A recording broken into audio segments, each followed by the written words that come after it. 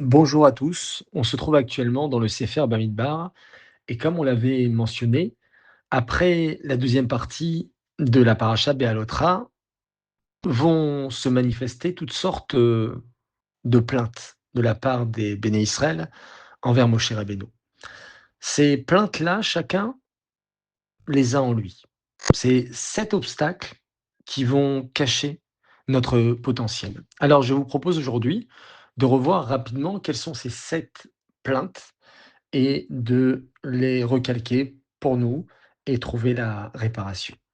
La première plainte des Israël, c'est les mythonénimes. C'est après avoir quitté le Har Sinaï, les Juifs commencent à se plaindre sans raison précise. Une atmosphère comme ça de découragement. Le piège dans cela, c'est de vivre toujours dans le manque, voir toujours ce qui ne va pas, ce qui manque, ce qui pourrait être mieux. La réparation, c'est savoir dire merci.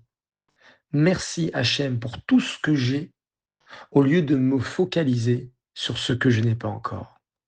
Quand on est reconnaissant, avec la gratitude, on vit. Si sans arrêt je suis en train de voir le manque, alors je perds mon énergie. Deuxième plainte, c'est lorsque les Israël, ils ont demandé de la viande. Pourtant, ils sont sortis d'Égypte, pourtant, ils ont la manne tous les jours, mais ils veulent de la viande. C'est être prisonnier de ses envies, d'avoir toujours envie, toujours le plaisir. Croire que le bonheur, il se trouve toujours dans ce qu'on n'a pas encore. Et donc, un plaisir et encore un autre plaisir. Encore une fois, la réparation, c'est d'apprendre non seulement de reconnaître, mais d'apprécier. D'apprécier ce qu'on a déjà. Construire plutôt que de courir sans arrêt après chaque désir.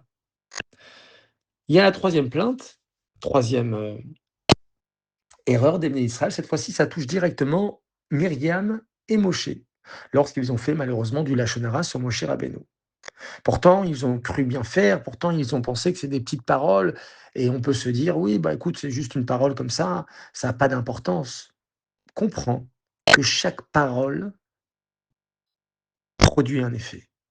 Chaque parole crée, chaque détail compte. Il faut s'impliquer pour avoir une parole impeccable. Quatrième erreur, c'est celle qu'on a vue la semaine dernière avec les explorateurs, les Meraglim. La plupart, 10 d'entre eux, reviennent découragés, se sentent diminués, ils voient des obstacles partout, ils se sentent pas capables, ils ont donc une perte de confiance en eux et en Hachem.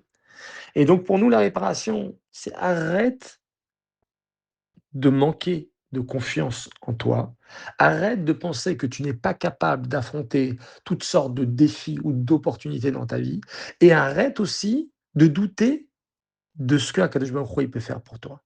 Hachem, c'est ton père, il te veut le mieux possible. Donc si tu arrives à vivre avec cette confiance, cette double confiance, donc alors tu peux te défaire de cette erreur des explorateurs. Cinquième erreur, c'est les mapilim. C'est qui?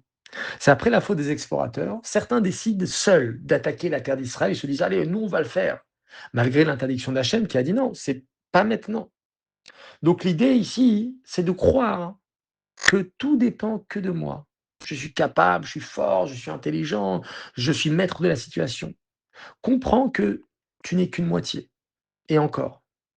Fais ton effort, fais ta part, mais surtout laisse une grande place à Hachem.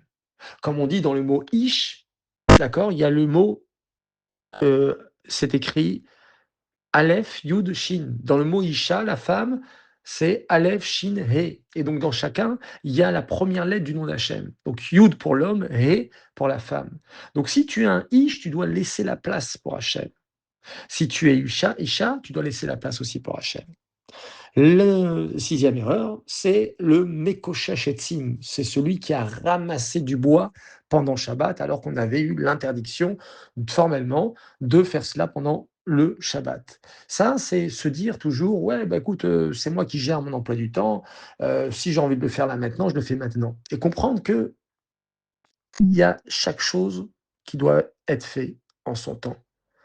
Et quelque chose qui peut être très bien à un temps donné, peut être très néfaste à un autre moment. Tout comme dans une relation, des fois, c'est pas le moment de parler. Des fois, au contraire, c'est le moment de parler. Donc savoir toujours attraper le bon moment, d'être la bonne personne, dans la bonne situation, au bon moment. Et enfin, septième erreur et septième révolte, c'est la révolte donc de cette semaine, Korach. Korach, il se révolte contre Moshe et Aaron. Et là, c'est la jalousie, la rivalité, c'est la confrontation. Et le piège, c'est de se dire, voilà, je vais toujours me comparer au lieu tout simplement de chercher ma mission. Si Hachem il me met dans telle situation, à telle mission, à tel poste, c'est que j'ai déjà quelque chose à faire là-dedans. Si je dois évoluer, Hachem, il va me faire évoluer certainement. Mais pas besoin de me comparer ou de vouloir la place de l'autre. D'ailleurs, c'est le dernier des 10 commandements.